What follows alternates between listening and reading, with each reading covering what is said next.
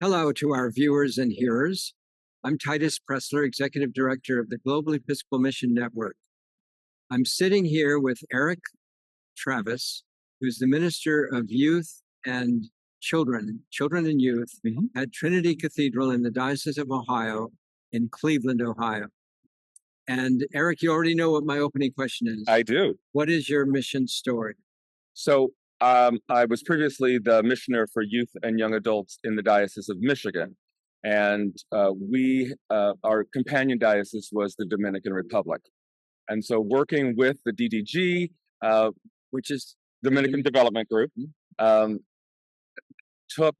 first went on an exploration trip down to the Dominican Republic with other members from the Diocese of Michigan, Western Michigan, and Eastern Michigan to look at how we could partner with a particular congregation in Puerto Plata, Dominican Republic. We helped to build their church. And then after that, it was such a wonderful experience and understanding and working with the people there. And that's really what attracted me to this type of mission, is that it is a partnership. It's not Americans going someplace and doing things the way we think it should be done. It is Americans and others who are coming into the mission field and working with and partnering with and listening to the people that are there, experiencing not only work, but culture.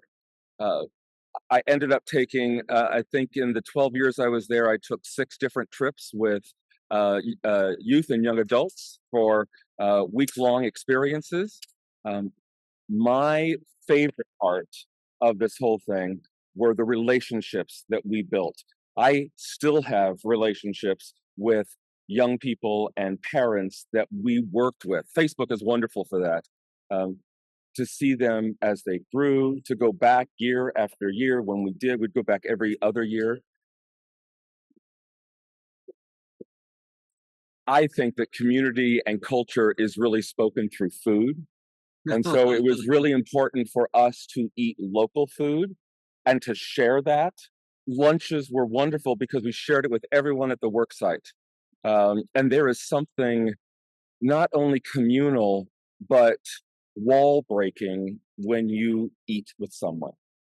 It's relaxed. You get to share taste. You get to share experiences. Like, oh yeah, my grandmother used to make this, and this is what our experiences were. And like, well, we have something similar, and these are our experiences. So that was, for me, one of the most transformative aspects of our mission trips.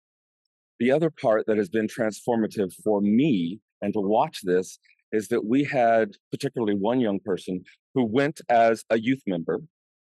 The next time they were a young adult and they were learning Spanish, so they went as our interpreter, and then they came back the next time so that they were an interpreter and an adult volunteer through this same event and program that they started off with as a young person participating. That is so great. And so to catch that mission fever and to see it connect on is just transformative. It is life-changing and life-giving. Eric, can you tell a story about a particular encounter or a particular incident that illustrated these dynamics for you? All right, let's try to choose one. So one of the ways that I do mission work with young people is to make sure that they are involved in all aspects. So when we would go to the mission site and we would get our instructions from the crew boss, I turned to the young people and said, you decide where, or you talk about where you want to go and where the adults should go, instead of it being top down from a leader and adult to do that. Because I really want to invest them in leadership. And this one group and this one pair who are really strong leaders made sure to involve, said, well, we got to wait for blank. It's been a few years and I'm old, so I forget some names. Our local participants because we want to make sure that they also are involved in this and they get to do what they want to do and not just what is the last job. Let's haul mud or, mix concrete, but what they got to do. Because in the few days before, they had spent time with them. They had been there painting walls together. They had been there digging ditches. They had been there working with them, sharing music, sharing stories, sharing dance moves. And so we were there 2 days and they were family. And so I just again think that that is the way that we hook people into this. Is that if we say, okay, we're going to do this and you're going to do this and you're going to do this, there's no investment. And so if they can be a part of that leadership, if they can have that family and make sure that everyone's included, that's the future of the church. It's a present of the church, but it's also the future of the church. And it is the way to break down barriers between different cultures. So that's just one of the many stories that we had in the years that we went to the Dominican Republic. Eric, thank you so much for sharing this. This has been very vivid. It's been moving. Thank you for everything that you do. Absolutely. It is my pleasure. God bless you as you continue in that kind of ministry. Thank you so very much. And God bless you and God bless Jem. Thank you so much. Absolutely.